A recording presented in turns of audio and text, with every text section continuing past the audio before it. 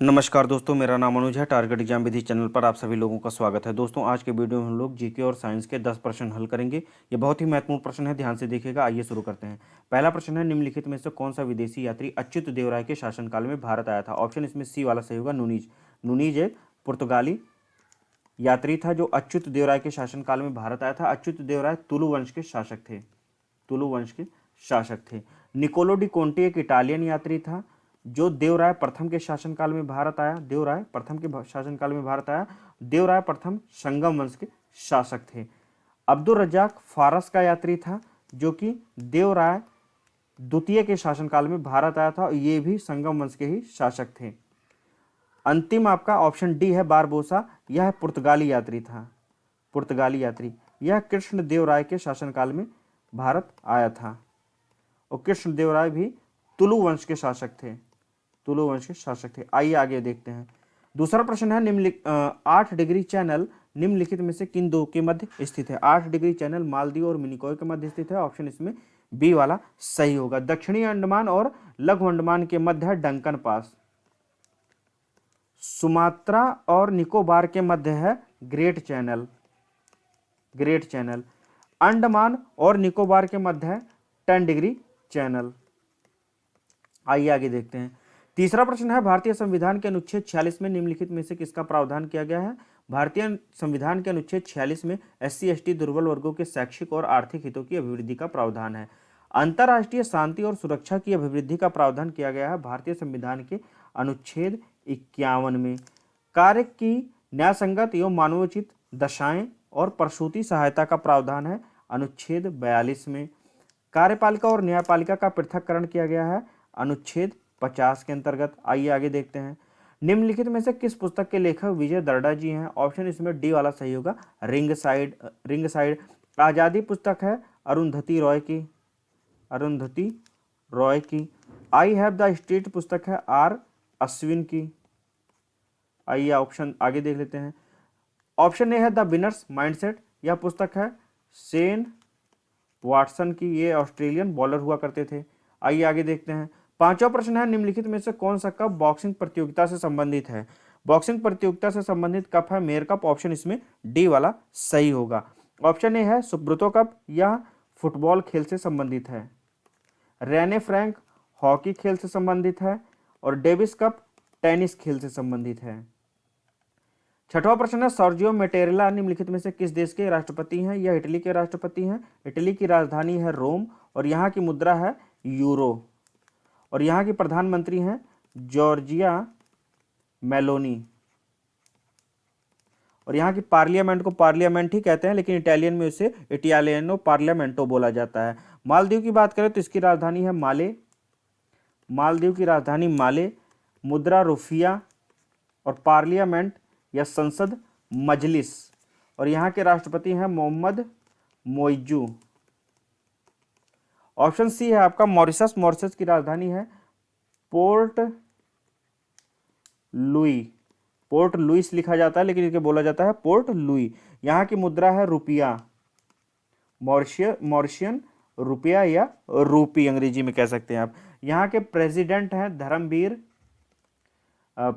धर्मवीर गोखुल और यहाँ के जो प्रधानमंत्री हैं, धर्मवीर गोखुल तो प्रेसिडेंट हो गए और प्रधानमंत्री हैं नवीन राम गोपाल। याद रखिएगा आप लोग। स्विट्जरलैंड की बात करें तो यहाँ की जो राजधानी है बर्न है और मुद्रा है स्विस फ्रैंक। यहाँ की पार्लियामेंट को कहा जाता है फेडरल असेंबली और जो यहाँ की राष्ट्रपति हैं उनका नाम है कैरिन केलर सुटर स्विट्जरलैंड की प्रेसिडेंट हैं। सातवां प्रश्न है, प्रति सेकंड निम्नलिखित में से किस भौतिक राशि का मात्रक है? प्रति सेकंड वेग प्रवणता बराबर वेग प्रति दूरी का मात्रक है। ऑप्शन इसमें सी वाला सही होगा। प्रतिरोधकता का ओम मीटर मात्रक है। चुंबकीय फ्लक्स का वेबर है और ताप का केल्विन है। आठवां प्रश्न देखते हैं। आठवां प्रश्न है, क्रिकेट का खिलाड़ी गेंद पकड़ते समय दोनों हाथों को पीछे खींचता है, न्यूटन के गति के किस नियम का उदाहरण है? न्यूटन के गति का द्वितीय नियम का उदाहरण है या ऑप्शन इसमें बी वाला सही होगा। जब कोई क्रिकेट का खिलाड़ी गेंद को लपकता है और लपक करके अपने हाथों को पीछे खींचता है तो यह न्यूटन के गति के दूसरे नियम का उदाहरण होता है। न्यूटन के गति का दूसरा नियम कहता है कि किसी वस्तु के संवेग परिवर्तन की दर उस पर लगाए गए बल के समानुपाती होती है तथा संवेग परिवर्तन की दिशा में बल के अनुदिश होती है। ऑप्शन आपका ए वाला है न्यूटन के गति का प्रथम नियम।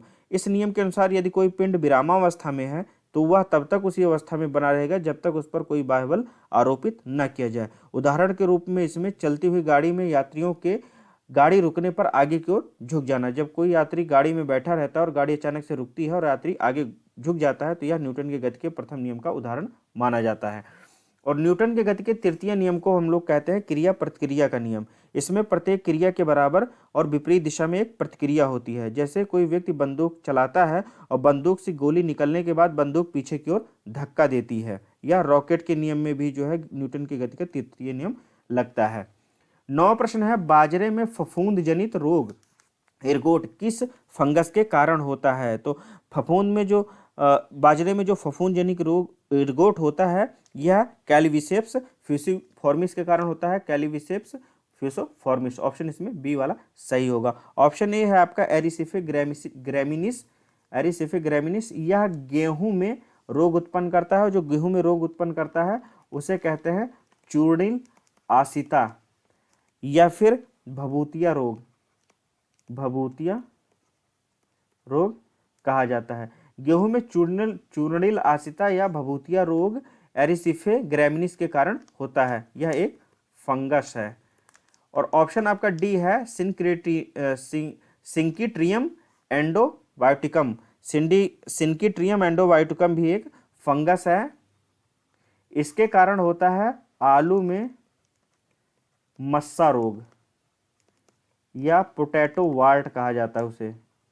पोटैटो वार्ट रोग होता है सिंकिट्रियम एंडोबायोटिकम फंगस के द्वारा। आगे देखते हैं 10वां प्रश्न है रोल्ड गोल्ड निम्नलिखित में से किस मिश्रण की मिश्र धातु है। रोल्ड गोल्ड तांबा की मिश्र धातु, तांबा और एल्यूमिनियम की मिश्र धातु है। ऑप्शन इसमें डी वाला सही होगा।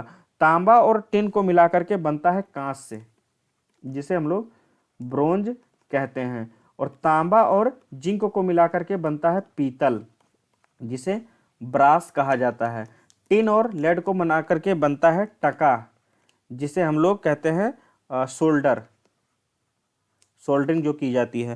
तो दोस्तों आज के वीडियो में टका, यहाँ पर मैंने टाँका जो लगाया जाता है, सोल्डरिंग की जाती है। तो दोस्तों आज के वीडियो के ये थे 10 प्रश्न। मुझे आशा है कि एग्जाम में आपकी मदद करेंगे। इसी तरह के वीडियोज़ में लेकर के आता रहूँगा। मिलते हैं अगले वीडियो में, तब तक के लिए नमस्कार।